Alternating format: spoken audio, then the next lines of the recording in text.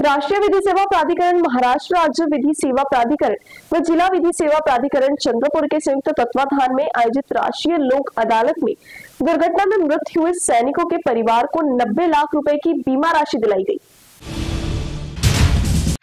राष्ट्रीय विधि सेवा प्राधिकरण, महाराष्ट्र राज्य विधि सेवा प्राधिकरण व जिला विधि सेवा प्राधिकरण चंद्रपुर के संयुक्त तत्वाधान में आयोजित राष्ट्रीय लोक अदालत में दुर्घटना में मृत हुए सैनिकों के परिवार को 90 लाख रुपए की बीमा राशि दिलाई गई। वर्ष 2021 में जिले के चिमूर तहसील के पेंढरी निवासी बीएसएफ जवान पूनम चंद्र चौके छुट्टियों पर घर आए थे। उस समय सड़क दुर्घटना में उनकी मृत्यु हो गई थी, जिसके बाद उनके परिजनों ने दुर्घटना बीमा राशि मिले इसके लिए अदालत में दावा पेश किया था। दोनों के सामंजस्य से यह दावा समझौते के लिए लोक अदालत में लाया गया। इसमें बीमा कंपनी ने सैनिक का वेतन, पत्नी, 2 पुत्र तथा माता ऐसे आश्रितों की संख्या को देखते हुए 90 लाख रुपए देने का दावा मंजूर किया। उनके अनुसार मृत सैनिक की पत्नी मनीषा पूनमचंद्र चौके को 90 लाख का धनादेश सुपुर्द किया गया। इस अवसर पर चंद्रपुर के मुख्य न्यायाधीश समृद्धि भीष्म ने ऐसी पद्धति से समझौता युक्त मामले लोक अदालत में छुड़ाने का आवाहन किया। आज चंद्रपूर जिल्हा व तालुक्यांना राष्ट्रीय विधी सेवा प्राधिकरणाच्या कार्यक्रमाअंतर्गत नॅशनल लोक अदालतचं आयोजन करण्यात आलेलं आहे। त्याच्याकरता ज्या प्रकरणांमध्ये तडजोड होऊ शकते अशी प्रकरणं न्यायालयामध्ये ठेवण्यात आलेली होती। या पॅनलवर शेख मॅडमचं हे पॅनल आहे आणि ह्याच्यामध्ये मनीषा चौके यांच्या या पिटिशनर होत्या। त्यांना 2 छोटी मुलं आहेत आणि सासूबाई आहेत त्यांच्या।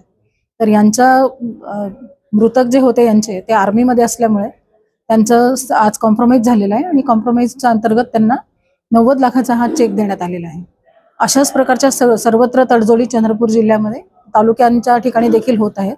याच्या व्यतिरिक्त अजून एक 50 लाखांचा कॉम्पेन्सेशनचा अमाउंट आम्ही आता दुसऱ्या पार्टीला देतोय। सदर प्रकरणात आम्हाला कोर्टाकडनं विचारण्यात आलं की हा जो आहे सैन्याचा अधिकारी आहे आणि अपघातात मृत्यू पावला आहे, एक समाजासाठी चांगला संदेश जाईल बा की विमा कंपनी अशा केसेस सुद्धा सेटल करते बा। तर याच्यात ICICI लोंबार्ड जी कंपनी ती विमा कंपनी आणि हा क्लेम सेटल करण्याचं निश्चित केलं। त्यानुसार याचा जो काही सॅलरी होती त्याही सॅलरीनुसार याचा 90 लाख रुपये जवळपास नुकसान भरपाई निश्चित केली कंपनीने। आणि विमा कंपनीकडनं याच्यात आशिष सर होते आमच्याकडे, नंतर सतपाल सिंग होते, रवी तलरेजा आणि अमित यावलकर आणि मी स्वतः विनय लिंगे असं आम्ही याच्यात प्रयत्न केला।